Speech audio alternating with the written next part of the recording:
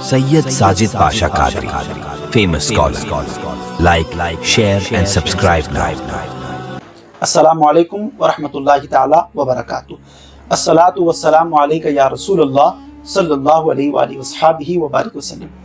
मुसलमानों का क़िबला अव्वल, ईमान वालों का क़िबला अव्वल, अल्लाह तबारक व ताला की अजीम निशानियों में से एक निशानी कि जिस जगह पर एक नेकी का सवाब 1000 नेकी या 50,000 नेकी के बराबर है, और जिसमें एक नमाज अदा करने का सवाब 1000 या 50,000 नमाजों के अदा करने का सवाब रखा गया है। मस्जिद अक़सा यही वो मुकाम है कि जिसकी वजह से अल्लाह तबारक व तआला ने उसके इर्द गिर्द में जो है इतने अजीम बरकतें, रहमतें और नवाजिशात रखी हुई हैं।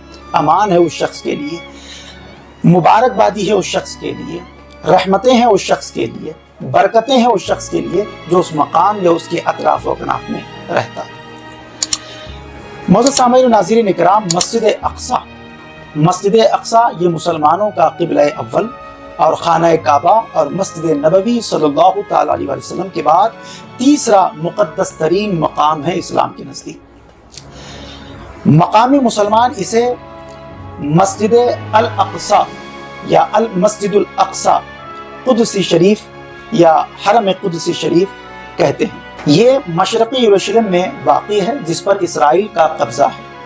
ये यरूशलेम की सबसे बड़ी मस्जिद है जिसमें 5000 नमाजियों की गुंजाइश है, जबकि मस्जिद के सहन में भी हजारों अफराद नमाज अदा कर सकते हैं। 2000 ईस्वी में अल अक़सा इंतफाज़ा के आगाज़ के बाद यहाँ गैर मुस्लिमों का दाखिला ममनू करार पाया।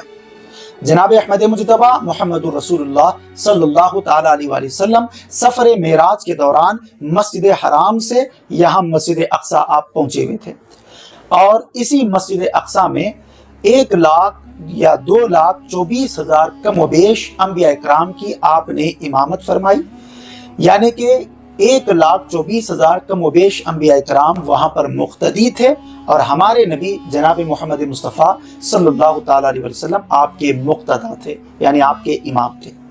और वहीं से आपने बज़रिए बुराक पर सवार होकर आपने 7 आसमानों का सफ़र वगैरह तय फरमाया। जैसे कि कुरान मुक़द्दस में अल्लाह तबारक व तआला सूरतुल इसरा में पारा नंबर 15 की जो हेडलाइन आयतों टाइटल जो आयत मुबारका है वहाँ से उसका आगाज़ है। अल्लाह तबारक व तआला ने इस मस्जिद का और इसके अतराफ अकनाफ का और सफ़र मेराज का वहाँ पर जिक्र फरमाया। बिस्मिल्लाहिर्रहमानिर्रहीम, सुब्हानल्लज़ी अस्रा बिअब्दिही लैलन मिनल मस्जिदिल हराम इलल मस्जिदिल अक़सा अल्लज़ी बारकना हौलहु लिनुरियहु मिन आयातिना इन्नहु हुवस समीउल बसीर। पाक है वो ज़ात जो अपने बंदे को रातों रात मस्जिद हराम से मस्जिद अक़सा ले गई, जिसके आस पास हमने बरकत रखी है। बारकना हौलहु, जिसके आस पास हमने बरकत रखी हुई, इसलिए कि हम उसे अपनी कुदरत के बाज़ नमूने दिखाएं। यकीनन अल्लाह तबारक व तआला ही खूब सुनने वाला और देखने वाला है। अहादीस तैयबा के मुताबिक अगर हम मस्जिद अक़सा को देखें तो दुनिया में सिर्फ 3 मस्जिदों की जानिब सफ़र करना ये बाइस बरकत करार पाया, यानी इबादत की नीयत से सिर्फ 3 मसाजिद की तरफ सफ़र कर कर जाना वहाँ पर, तो ये बरकत है, जिनमें सबसे पहले मस्जिद हराम है, मस्जिद अक़सा और मस्जिद नबवी भी जो है इसमें शामिल है। हज़रत अबू ज़र रज़ी अल्लाह तआला अन्हु से ये हदीस मुबारका मरवी है, सही बुखारी में हदीस नंबर 3366, सही मुस्लिम में हदीस नंबर 520। फरमाते हैं कि मैंने रसूल करीम सल्लल्लाहु तआला अलैहि वसल्लम से पूछा कि ज़मीन में सबसे पहले कौन सी मस्जिद बनाई गई। नबी करीम रऊफ़ रहीम सल्लल्लाहु तआला अलैहि वसल्लम ने इरशाद फरमाया कि मस्जिद हराम यानी बैतुल्लाह ये सबसे पहली मस्जिद बनाई गई। तो मैंने कहा उसके बाद कौन सी? तो नबी करीम सल्लल्लाहु तआला अलैहि वसल्लम फरमाने लगे कि मस्जिद अक़सा। मैंने सवाल किया कि इन दोनों के दरमियान कितना अरसा है, कितना डिस्टेंस है? नबी करीम सल्लल्लाहु तआला अलैहि वसल्लम ने इरशाद फरमाया कि 40 साल का। फिर जहां भी तुम्हें नमाज का वक्त आ जाए नमाज पढ़ लो, क्योंकि इसी में फजीलत है। यहाँ से भी ये बात मालूम हुई कि मस्जिद अक़सा को روئے زمین کی دوسرے نمبر کی جو ہے مسجد بننے کا جو ہے شرف حاصل ہے۔ پہلی مسجد بیت اللہ ہے، مسجد حرام جس کو کہتے ہیں، اور دوسری مسجد مسجد اقصیٰ ہے۔ مسجد اقصیٰ مسلمانوں کا قبلہ اول ہے، اور معراج میں نماز کی فرضیت 16 سے 17 ماہ تک مسلمان مسجد اقصیٰ کی جانب رخ کر کے ہی نماز ادا کرتے تھے۔ پھر بعد میں تحویل قبلہ کا حکم آنے کے بعد مسلمانوں کا قبلہ خانہ کعبہ ہو گیا۔ یعنی سورۃ البقرہ میں یہ آیت مبارکہ موجود ہے کہ جس میں سرکار دو عالم صلی اللہ علیہ وسلم کی خواہش تھی کہ مسلمانوں کا قبلہ مسجد اقصیٰ سے مسجد حرام یعنی بیت اللہ ہو جائے، اور اللہ پاک نے نماز ہی کی حالت میں قبلے کو بدلنے کا حکم فرمایا، کہ جیسے کہ قرآن مقدس میں سورہ بقرہ میں یہ آیت مبارکہ ہے، بسم اللہ الرحمن الرحیم، فَلَنُوَلِّيَنَّكَ قِبْلَةً تَرْضَاهَا، کہ آپ کا رخ جدھر ہوگا ہم اسی کو قبلہ بنا دیں گے۔ تو مصطفیٰ کا رخ جو ہے وہ بیت اللہ کی طرف ہو گیا، تو رخ مصطفیٰ کی وجہ سے ہمارا قبلہ اول جو مسجد اقصیٰ تھا وہ پھر جو ہے بیت اللہ بن گیا۔ جب عمر فاروق رضی اللہ تعالیٰ عنہ کے دور میں مسلمانوں نے بیت المقدس کو فتح کیا تو حضرت عمر رضی اللہ تعالیٰ نے شہر سے روانگی کے وقت صخرہ اور براق باندھنے کی جگہ کے قریب مسجد تعمیر کرنے کا حکم دیا، جہاں انہوں نے اپنے ہمراہیوں سمیت نماز ادا کی تھی۔ مسجد اقصیٰ سے بالکل قریب ہونے کی وجہ سے یہی مسجد بعد میں مسجد اقصیٰ کہلائی، کیونکہ قرآن مجید کی سورہ بنی اسرائیل کے آغاز میں اس مقام کو ہی مسجد اقصیٰ کہا گیا ہے۔ اس دور میں بہت سے صحابہ کرام نے تبلیغ اسلام اور اشاعت دین کی خاطر بیت المقدس میں اقامت اختیار کی۔ مسجد اقصیٰ کے بانی حضرت یعقوب علیہ السلام کو مانا جاتا ہے، اور اس کی تجدید حضرت سلیمان علیہ السلام نے کی۔ بعد میں خلیفہ عبد الملک بن مروان نے مسجد اقصیٰ کی تعمیر شروع کرائی، اور خلیفہ ولید بن عبد الملک نے اس کی تعمیر مکمل کی، اور اس کی زیب و آرائش عباسی خلیفہ ابو جعفر منصور نے بھی اس مسجد کی مرمت کروائی۔